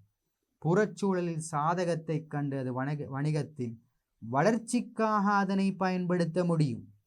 புறச்சூழலில் பாதகத்தன்மையினை இனங்கண்டு அதிலிருந்து பாதுகாத்து கொள்வதற்காக நாங்கள் நடவடிக்கையினை மேற்கொள்ள வேண்டும். எனவே பலம், பலவீனம், வாய்ப்புகள், அச்சுறுத்தல் என்பதுதான் இந்த ஸ்வொட் பகுப்பாய்வு மாணவர்கள். எனவே தொடர்ந்தும் போவோம். பலம். நாங்கள் கற்றுக்கொண்ட அனைத்து வகையான சூழல்களிலிருந்தும் சில பலங்களுக்கான உதாரணங்கள் உங்களுக்கு தந்திருக்கிறார்கள். பலம் என்பது என்ன சூழல்? சொல்லுங்கள் பார்ப்போம். அகச்சூழல். அகச்சூழல். சாதக தாக்கமா, பாதக தாக்கமா? சாதக தாக்கம். சாதகம். சாதக தாக்கம், அதாவது நிறுவனத்துக்கு விரும்பத்தகுந்த தாக்கம். பார்ப்போம். அகச்சூழல் காரணிகள் 3: உரிமையாளர், முகாமையாளர், ஊழியர். அவர்களை பற்றி தான் இருக்க வேண்டும் கட்டாயம். பார்ப்போம். போதியளவான மூலதனம் காணப்படுதல். உரிமையாளர் இடப்படுவது போதிய அளவு மூலதனம் காணப்பட்டால் அதற்கு நாங்கள் பலம் என்று சொல்வோம். இலகுவான ஒன்று. முகாமையாளர்களின் அனுபவங்கள், சிறந்த அனுபவம் உள்ள முகாமையாளர்கள் இருந்தால் நிறுவனத்துக்கு பலம். அகச்சூழல் சாதக காரணி. புதிய உற்பத்தி முறைகள். புதிய உற்பத்தி முறைகளை கையாண்டு ஊழியர்கள் பணிபுரிகிறார்கள். உற்பத்தி முறை, உற்பத்தி முறைகள் என்று சொல்லுவோம். நன்றாக நினைவைத்துக் கொள்ளுங்கள். புதிய உற்பத்தி முறைகளை கையாண்டால் நிறுவனத்திற்கு உள் வளர்ச்சி ஏற்படும். எனவே நிறுவனத்துக்கு உள் அகச்சூழல், சாதகமான விளைவு, எனவே பலம் என்று சொல்வோம். அடுத்ததாக பாருங்கள், ஏற்றுக்கொள்ளப்பட்ட குறியீட்டு இலச்சினை ஒன்றிருத்தல். ஒரு நிறுவனத்துக்கு ஏற்றுக்கொள்ளப்பட்ட வியாபார குறியீட்டு இலச்சினை, லொகோ என்று சொல்லுவோம், இருந்தால் அதுவும் நிறுவனத்துக்கு சாதகமாக அமையும். ஒரு நிறுவனத்துக்கு ஒரு லொகோ இருக்கிறது, சொல்லுவோம் ஒரு லொகோ. இது இருப்பதனால் அந்த நிறுவனத்துக்கு ஒரு சாதகத்தன்மை இருக்கிறது. காரணம், இதை கண்டால் எங்களுக்கு தெரியும் அங்கே என்ன நடக்கிறது என்று. எனவே நாங்கள் அந்த சாதகத்தன்மைக்கு நாங்கள் சொல்லலாம் நிறுவனத்தின் ஒரு குறியீடு ஒன்று, இலச்சினை ஒன்று காணப்படுதல். இவை அனைத்தும் அகச்சூழலில் ஏற்படக்கூடியது, சாதகமான விளைவு என்பதனால் அதற்கு நாங்கள் பலம் என்று சொல்வோம், ஸ்ட்ரெங்த். எஸ்.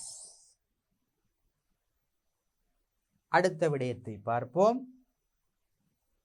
பலவீனம். பலவீனம் என்ன சூழல் காரணி?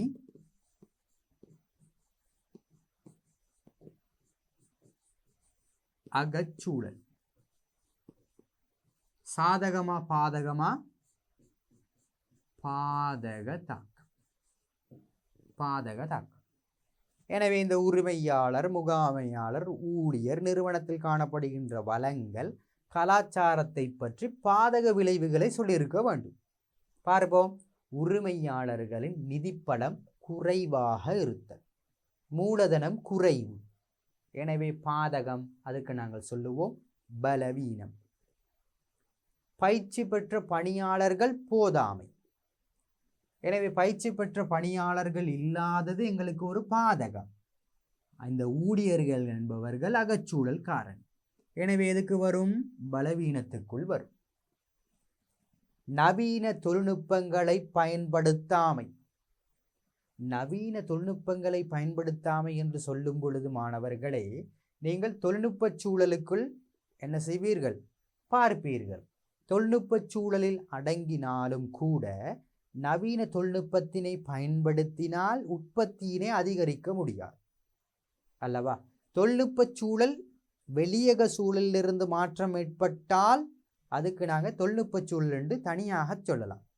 தொழில்நுட்ப சூழலை நாங்கள் தொழில்நுட்பத்தினை நிறுவனத்திற்கு உள் பயன்படுத்தவில்லை. நவீன தொழில்நுட்பங்களை, நவீன இயந்திரங்களை நாம் பயன்படுத்தவில்லை. நிறுவனத்தின் உற்பத்தி குறையும், நிறுவனத்துக்கு உள். எனவே அகச்சூழல் பாதக விளைவு என்பதனால் நாங்கள் பலவீனம் என்று சொல்வோம். அடுத்ததாக பாருங்கள், பணியாளர்களின் எதிர்மறை மனப்பாங்கு. பணியாளர்கள் நினைத்து கொண்டிருக்கிறார்கள், எங்களுடைய வணிகம் குறைவான சம்பளம் தருகிறது, சலுகை இல்லை, எந்த ஒரு அர்ப்பணிப்பும் கிடையாது என்று எதிர்மறை மனப்பாங்கு இருந்தால் அந்த நிறுவனத்தில் அர்ப்பணிப்புடன் வேலை செய்ய மாட்டார்கள். அர்ப்பணிப்புடன் வேலை செய்யாவிட்டால் நிறுவனம் என்ன செய்யும்? வீழ்ச்சி அடையும். வீழ்ச்சி அடைவது பாதகமான ஒரு விளைவு. எனவே அகச்சூழல் காரணி என்பதனால் பாதகமான விளைவுக்கு பலவீனம் என்று சொல்வோம். இறுதியாக வணிகத்தின் பொருத்தமற்ற புவியியல் இட அமைவு. வணிகத்தின் இட அமைவு பொருத்தமற்றதாக இருக்கிறது. பொருத்தமற்ற கட்டிடம், பொருத்தமற்ற இடம், ஒரு தரிப்பிடம் ஒன்று கிடையாது, களஞ்சிய வசதி இல்லை. இவ்வாறு இருந்தால் அந்த நிறுவனம் பாதகமான விளைவில் உள்ளது. எனவே அதுக்கு நாங்கள் சொல்வோம் பலவீனம் என்று சொல்வோம். என்ன சொல்வோம் மாணவர்களே? பலவீனம். எனவே வீக்னஸ் என்று நாங்கள் படித்திருந்தோம், W. ஓகே. எனவே சொற்பகுப்பாயில் முதலாவது நாங்கள் எஸ்ஐ பார்த்தோம், இரண்டாவது பலவீனம், அகச்சூழல் காரணிகளில் பாதகமான விளைவு என்று நாங்கள் பார்க்க வேண்டும். அடுத்ததாக பார்ப்போம் வாய்ப்புகள். வாய்ப்புகள் என்ன சூழல் காரணி மாணவர்களே? புறச்சூழல். புறச்சூழல் காரணி. சாதக விளைவா பாதக விளைவா? சாதக விளைவு. எனவே சாதக விளைவு இருந்தால் அதனை வாய்ப்புகள் என்றும் சொல்வோம், சந்தர்ப்பங்கள் என்றும் சொல்வோம். சந்தர்ப்பம்.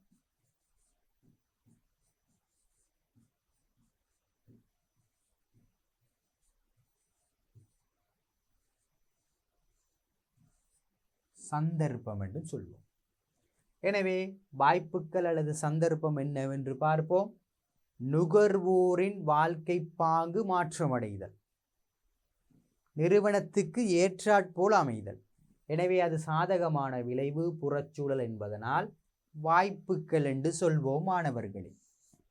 இரண்டாவது பாருங்கள், அரசு மூலம் குறைவான வட்டி வீதத்தில் கடன்களை வழங்குகிறார்கள். அரசு என்பது புறச்சூழல். இங்கு வட்டி வீதம் எனப்படும் பொழுது நாங்கள் அரசாங்கத்தில் வட்டி வீதம் என்பது பொருளாதார சூழலாக மாறிவிடும். அரசாங்கத்துக்கு நாங்கள் எடுக்க முடியாது. குறைந்த வட்டி வீதத்தில் கடன்களை நடைமுறைப்படுத்துகிறது. குறைந்த வட்டி வீதத்தில் கடன்களை தந்தால் வணிகங்கள் கடன்களை பெறும். சாதகமான ஒரு விளைவு. எனவே அது புறச்சூழல் என்பதனால் நாங்கள் அதுக்கு வைத்த பெயர் வாய்ப்புகள் என்று சொல்வோம். அடுத்த விடயம் பாருங்கள், வணிகத்திற்கு வரிச்சலுகைகளை வழங்குதல். இது அரசியல் சூழல். வரி கொள்கைகள் அல்லவா? எனவே அரசியல் சூழல் என்று சொல்வோம். வரிச்சலுகைகளை ஒரு அரசாங்கம் நிறுவனத்துக்கு வழங்கினால் நிறுவனம் மகிழ்ச்சி அடையும். சாதகமான ஒரு விளைவு. எனவே சாதகமான விளைவு சூழல் என்ன? புறச்சூழல். அரசியல் சூழல் என்பது புறச்சூழல் என்பதனால் அது எதற்கு கீழ் வரும்? வாய்ப்புகள் என்ற பெயரின் கீழ் வரும். அடுத்த விடயம் பாருங்கள், புதிய நகரங்களை உருவாக்குதல். புதிய நகரங்களை உருவாக்குவது யார்? அரசாங்கமாக இருக்கும். பொருளாதாரத்தை விருத்தி செய்வதற்கு அரசாங்கம் இந்த பாதைகளை புனரமைப்பு செய்கிறது. பாதைகளை புனரமைப்பு செய்வதற்கு நாங்கள் என்ன சொன்னோம்? உட்கட்டமைப்பு என்று சொன்னோம்.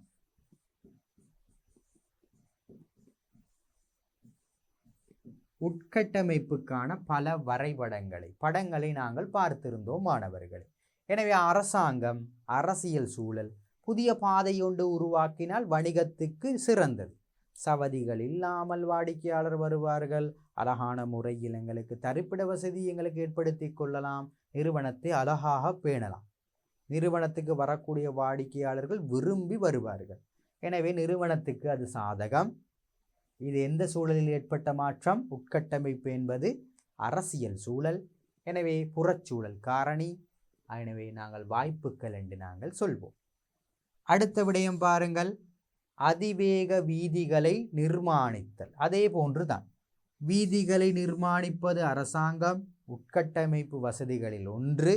எனவே அது சாதகமான விளைவு அரசியல் சூழல் என்பது நாங்கள் புறச்சூழல் என்று சொல்வோம். புறச்சூழல் என்பதனால் வாய்ப்புகளுக்கு உள் அது வரும்.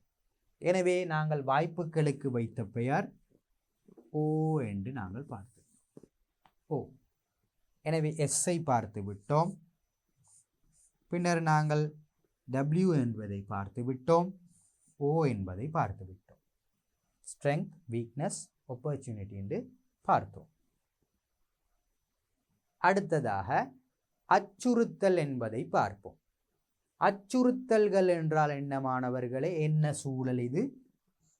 புறச்சூழல். Very good. புறச்சூழல்.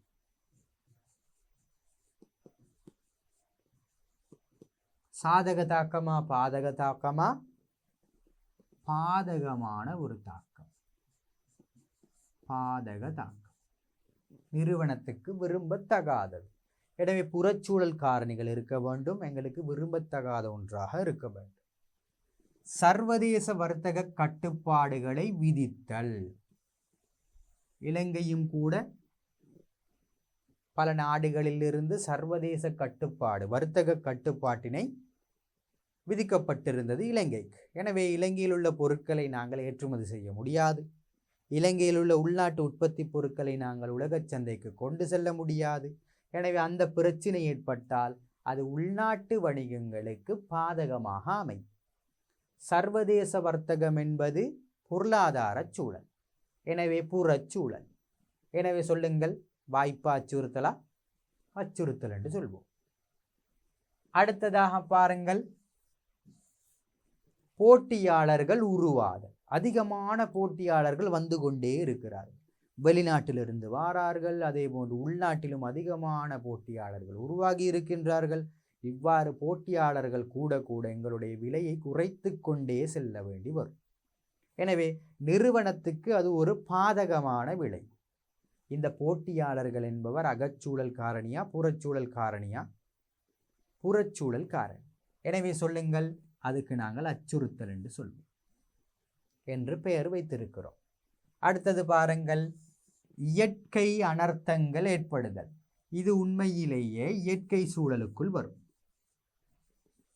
இயற்கை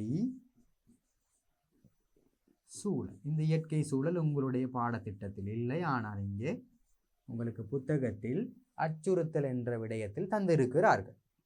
இயற்கை சூழல் ஒரு புறச்சூழல் அல்லவா? எனவே அதுக்கு நாங்கள் எண்ணி என்று சொல்வோம். நேச்சர் என்வாயன்மெண்ட் என்று சொல்வோம். அந்த இயற்கை அனர்த்தங்கள் ஏற்பட்டால் எங்களுக்கு அது பாதகமாக அமைந்துவிடும். புறச்சூழல் காரணி. எனவே நாங்கள் அச்சுறுத்தல் என்று சொல்வோம். அதனை எங்களுக்கு கட்டுப்படுத்த முடியாது. இயற்கை அனர்த்தங்கள் வந்தால் நாங்கள் ஏற்றுக்கொண்டு தான் இருக்க வேண்டும். வரப்போவதை நாங்கள் முன்கூட்டியே அறிந்திருந்தால் பாதுகாப்பதற்கான நடவடிக்கைகளை நாங்கள் மேற்கொள்ள வேண்டும். புதிய தொழில்நுட்ப முறைகளுக்கு இயைபாக்கமடைவதில் காணப்படும் சிரமங்கள். உதாரணமாக, நாங்கள் பழைய தொழில்நுட்ப முறை பயன்படுத்தி கொண்டிருக்கிறோம். இன்னும் நாங்கள் மண்பானைகளை என்ன செய்து கொண்டிருக்கிறோம்? உருவாக்கி கொண்டிருக்கிறோம். மிகவும் கடினமாக மனித வலுவினை பயன்படுத்தி கடினமாக உழைத்து கொண்டிருக்கிறோம், கைகளினால் பயன்படுத்தி. பல இயந்திரங்கள் வந்திருக்கிறது, பல தொழில்நுட்பங்கள் வந்திருக்கிறது. அதனை முன்னைய காலத்தில் இருந்தவர்களுக்கு பயன்படுத்த தெரியாது. அதற்கு ஏற்ற வகையில் இயைபாக்கமடைய தெரியாது என்பதனால் இந்த சூழலுக்கு, வணிகர்களுக்கு அது பாதகமாக அமையும். எனவே அது புறச்சூழல் காரணி என்பதனால் அச்சுறுத்தல் என்று சொல்லலாம். உதாரணமாக விவசாயிகளுக்கும் நாங்கள் இதனை சொல்லலாம். விவசாயிகள் முன்னர் என்ன செய்தார்கள்? எருமைகளை வைத்து கொண்டு நெல் அறுவடை செய்வதற்காக பல வேளைகள் இன்னமும் கூட கஷ்டப்பட்டு கொண்டு இருக்கிறார்கள். அவர்களுக்கான புதிய தொழில்நுட்பம் தான் இந்த டிராக்டர் என்று சொல்லக்கூடிய ஒரு மெஷின். அதனை கொள்வனவு செய்வதற்கு விவசாயிகளுக்கு கூட பணம் இல்லை. ஆனால் அந்த தொழில்நுட்பத்தினை பயன்படுத்துவதற்கு பணம் இல்லை என்பது ஒரு காரணமாக அமைந்தாலும் அவர்களில் பலர் முன்னைய மூத்தவர்கள், எனவே வயதில் கூடியவர்கள். அவர்களுக்கு அந்த இயந்திரங்களை பயன்படுத்த தெரியாது, கடினம். அதனை அவர்கள் பயன்படுத்த தெரியாது என்பது சொல்வதை விட அதற்கு அவர்கள் இயைபாக்கம் அடையவில்லை. அவர்களுக்கு அந்த இயந்திரம் கிடைத்திருந்தால், ஒரு பயிற்சி ஒன்று வழங்கியிருந்தால் அவர்கள் அதைவிட சிறப்பாக செய்திருப்பார்கள். எனினும் அதற்கு அவர்கள் இயைபாக்கம் அடையாததன் காரணமாக, அந்த இயந்திரம் அவர்களிடம் இல்லை என்பதன் காரணமாக அந்த உற்பத்தி, அந்த விவசாயம் என்பது வீழ்ச்சி அடைந்து இருக்கு. இவ்வாறு வீழ்ச்சி அடைந்தால் அது அவர்களுக்கு பெரிதும் நட்டமாக அமைந்துவிடும். அவர்களுக்கு அது பாதகமாக அமைந்துவிடும். எனவே அரசாங்கம் அவர்களுக்கு தேவையான உதவிகளை வழங்க வேண்டும். கட்டாயம். ஒரு நாட்டின் முதுகெலும்பு என்று சொல்லக்கூடியது இந்த விவசாயம். அதற்காக ஒவ்வொரு நபரும் பாடுபட வேண்டும். அதே போன்று அரசாங்கம் மிக முக்கியமாக பாடுபட வேண்டும்.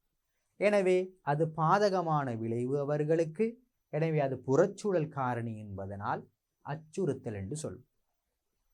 எனவே மாணவர்களே, இதில் நாங்கள் அச்சுறுத்தல் என்று சொல்லும்போது நாங்கள் த்ரெட் என்று படித்தோம். எனவே ஸ்வொட்டில் நாங்கள் 4ஐயும் படித்திருக்கிறோம். SWOT.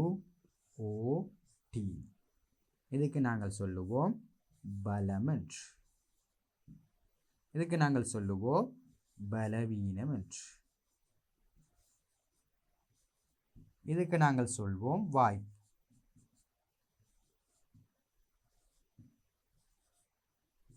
இது நாங்கள் அச்சுறுத்தல் என்று படித்திருக்கிறோம்.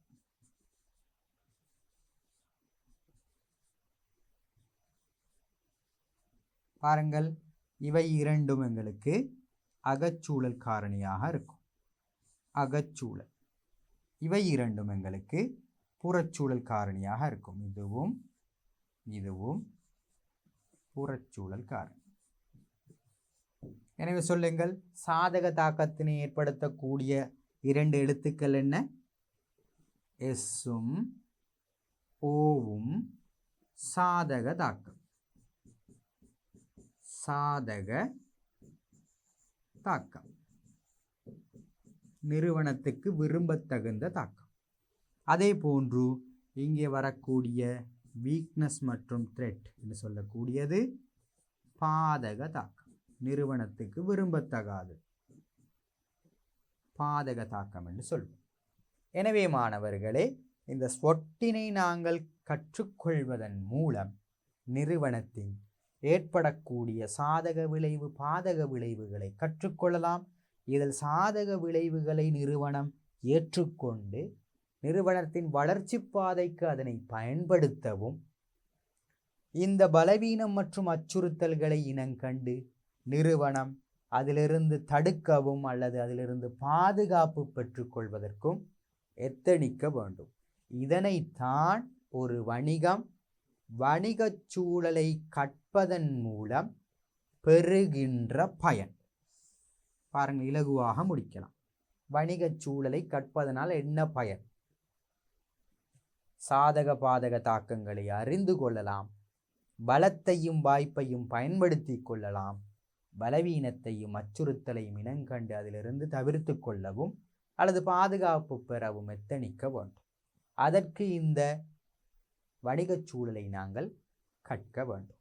எனவே மாணவர்களை, இந்த காணொளியில் இந்த விடயங்களோடு நாங்கள் முடிக்க வேண்டும்.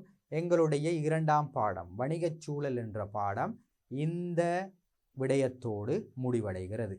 எனவே மாணவர்களை, நாங்கள் அகச்சூழல் புறச்சூழல் தொடர்பாக பார்த்திருந்தோம்.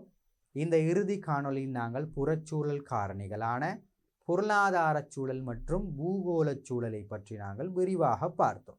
ஒவ்வொரு வணிகச் சூழலிலும் தாக்கங்கள் ஏற்படும். ஒன்று சாதக தாக்கம் ஏற்படுவதைப் போலவே பாதக தாக்கமும் ஏற்படும். எனவே இந்த தாக்கங்களிலிருந்து ஒரு வணிகம் சீரான முறையில் தனது பாதையினை கொண்டு செல்ல வேண்டும். அதனைத்தான் இந்த வணிகச் சூழலிலிருந்து நாங்கள் பெற்றுக்கொள்ள வேண்டிய ஒரு விடயமாக இருக்கிறது. எனவே மாணவர்களை, நாங்கள் இந்த பாடத்தை இத்துடன் முடிவுக்கு கொண்டு வருகிறோம். அதுவரையில் விடைபெறுகிறேன். நன்றி, வணக்கம்.